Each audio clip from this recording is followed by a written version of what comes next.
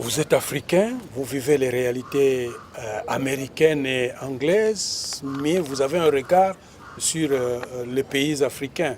Et vous savez que la République démocratique du Congo ont une rébellion, qui gère une rébellion, et l'Afrique et le monde, les Nations Unies ont pris la décision de traquer cette rébellion. Quelle est votre analyse par rapport à cela? Mais je crois que c'est la chose qu'il fallait faire dès le début. Parce que la République démocratique du Congo, c'est un pays extrêmement riche. Il y a des grandes nations, les États-Unis, la Chine aujourd'hui. Vous voyez pourquoi ces pays viennent ici. Ils ont besoin de ces ressources minières-là qui alimentent leurs industries.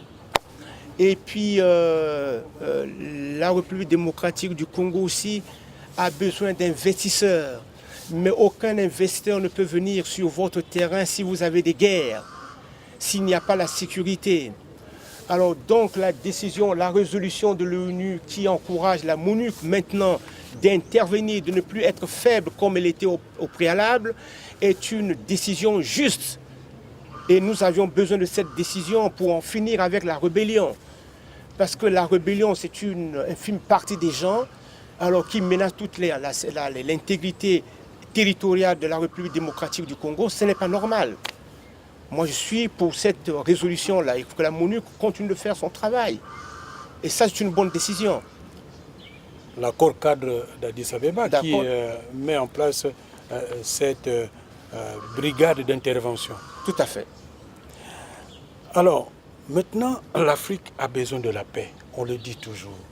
Que peut donner la paix à l'Afrique pour sa démocratie et son développement? L'Afrique, longtemps et même aujourd'hui encore, est critiquée. Et quand on parle de l'Afrique, c'est toujours les guerres. Comme si en Afrique, il n'y avait pas d'autre chose. Mais il y a beaucoup de choses en Afrique. Alors, il faut donc tout faire pour éviter cela. La paix va redorer le blason de l'Afrique. Parce que l'Afrique aussi doit jouer un grand rôle au XXIe siècle. Demain, nous serons comme la Chine. Mais nous ne pourrons pas être demain comme la Chine si nous perdons notre temps seulement que dans l'instabilité, si nous n'avançons pas. S'il y a un nouveau président qui arrive, qui veut faire un progrès, vous détruisez ce qu'il a fait, mais vous n'avancez pas parce que vous faites la rébellion. Vous n'avancez pas. Vous prenez le cas de votre pays qui est la République démocratique du Congo. Aujourd'hui, le président Joseph Kabila a été élu. Bon, c'est un grand pays. Il y a des progrès qu'il est en train de faire. Il y a des choses visibles qu'on est en train de voir. Mais si seulement parce que la rébellion est là, vous détruisez, vous faites les guerres, mais vous n'avancerez jamais. C'est ça la réalité. Donc, la paix redore le blason de l'Afrique et la paix nous donne des chances d'avancer vers un avenir radieux. Vous êtes professeur de sciences politiques et des relations internationales à l'Université américaine de Londres. Vous regardez l'Afrique et on sent que vous avez cette préoccupation.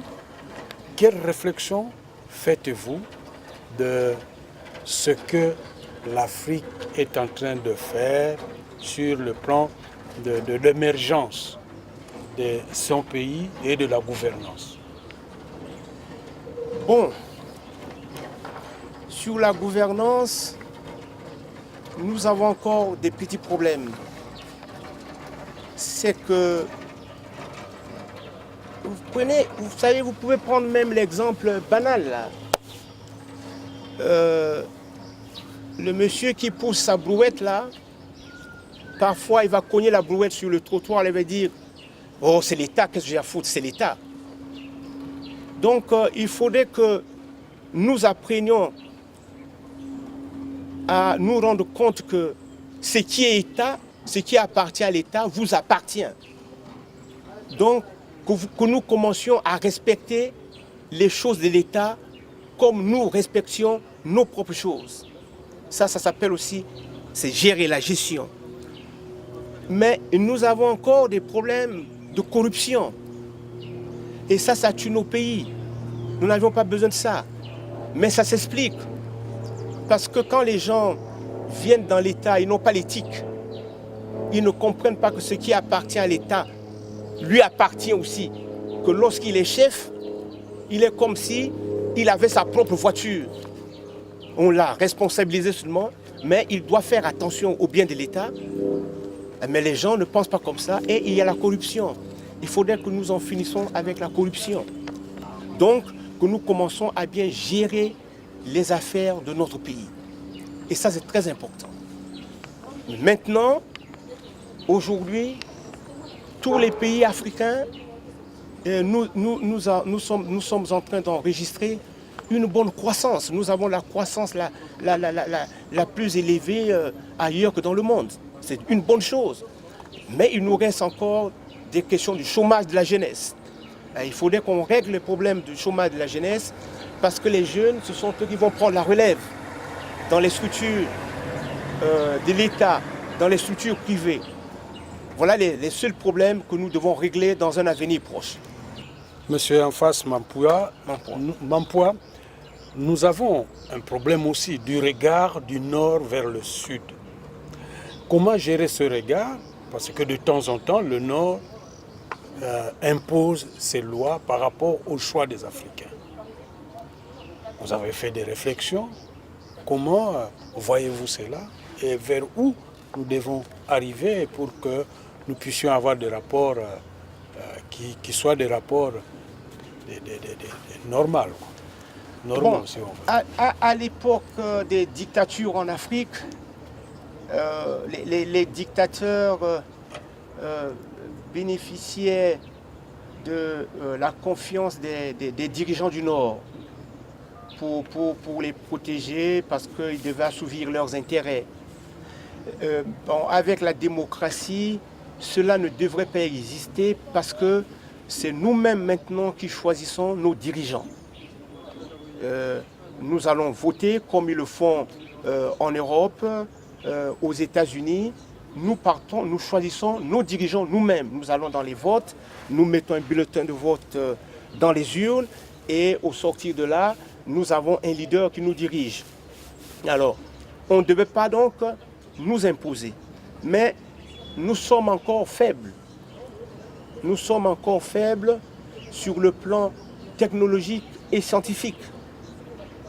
Donc, ces gens-là qui ont la technologie contrôlent un peu ce monde-là. Ils contrôlent ce monde. Alors, ils peuvent nous faire des injonctions, nous dire ce qu'il faut faire. D'ailleurs, c'est ce que la Banque mondiale faisait pour nous donner les prêts. Et il faut que nous adoptions la politique qu'ils veulent, qu'elle veut nous donner. Ça, c'est pas aussi des bonnes choses. On ne peut pas nous faire des prêts seulement avec des injonctions. Voilà. Mais pour vous, l'avenir de l'Afrique est un avenir qu'on peut dire meilleur. Je crois que l'Afrique a un avenir prometteur. L'Afrique a un avenir prometteur parce que nous avons des richesses naturelles, parce que nous avons des gens qui étudient le capital humain, qui va maîtriser la technologie.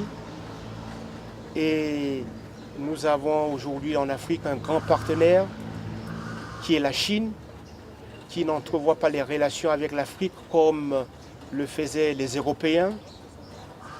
Nous avons un puissant en Afrique, l'Afrique du Sud, qui pourra entraîner la République démocratique du Congo, qui pourra entraîner le Nigeria. Demain, nous aurons un avenir prometteur. Et ça, je suis sûr. Et l'Afrique, ce n'est pas, comme on disait hier, basket case, c'est-à-dire une sorte de poubelle où on va jeter n'importe quoi. Nous avons un avenir prometteur. Et quand je suis ici à Kinshasa, je vois comment les choses évoluent. Je me dis que demain sera mieux. Merci beaucoup, M. Mampouya. Je vous en prie. Merci à vous qui avez suivi cette émission, parce que nous avons parlé de la démocratie et de son développement dans les territoires africains et voir comment est-ce que l'avenir peut nous rendre service pour le peuple d'Afrique. Au revoir.